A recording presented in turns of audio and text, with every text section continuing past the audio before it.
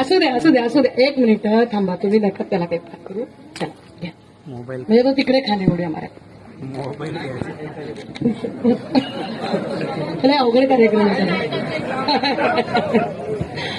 या सगळ्यांच्या मध्ये जे लोक म्हणतात की वंदनीय बाळासाहेब असते तर पक्ष फुटला नसता किंवा असं झालं नसतं, त्या बदमाशांनी विचार करावा की बाळासाहेब हयात नाहीत म्हणून तुम्ही पक्ष ताब्यात घेतला, असं जर तुमचं म्हणणं असेल तर पवार साहेब हयात असताना पवार साहेबांचा पक्ष कसा काय गेला?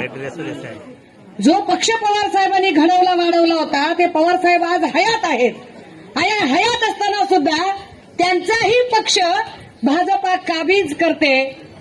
सेम मोडस ऑपरेंडसी वापरली जाते. आता ते काँग्रेसकडे फिरतात.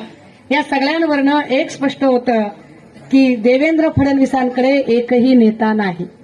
देवेंद्र फडणवीसांकडे जी आहे ती सगळी बार्किंग ब्रिगेड आहे. They have no vision.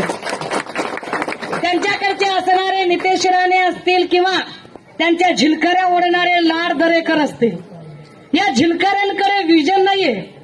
हे झिलकारे फक्त स्तुती पाठक आणि भाटगिरी करतात. भाटगिरी केल्याशिवाय यांना पर्याय नाही.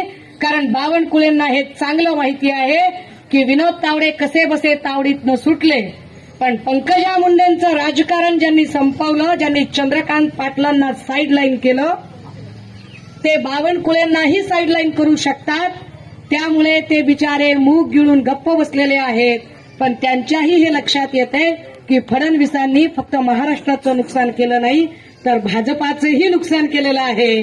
राजे हो, या सगळ्या अनागोंदी कारभाराच्या विरोधात बोलण्यासाठी, संवाद करण्यासाठी म्हणून आम्ही हा मुक्त संवाद अभियानाचा दौरा आखला आहे. आपण सगळ्यांनी इतक्या आपुलकीने, इतक्या प्रेमाने, इतक्या आपलेपणाने हे स्वागत केलं. काही जण म्हणतायत की ताई भीती वाटत नाही का? रात्री अपरात्री कुठेतरी शेतात झोपड्या टाकायच्या. काल कुठे इगतपुरीमध्ये एक भला मोठा साप निघाला टेंट जवळ. 2-3 दिवसाखाली सगळ्या बिबट्याच्या वातावरणात होतो. भीती वाटत नाही का? अरे हे सगळे साप, इचू, काटा याच्यापेक्षा सुद्धा विषारी लोक जिथे विरोधात उभे आहेत तिथे यांची काय जनावरांची भीती बाळगायची? याच्यापेक्षा हिंस्त्र लोक तिकडे आहेत, तर यांच्याबद्दल काय करायचं?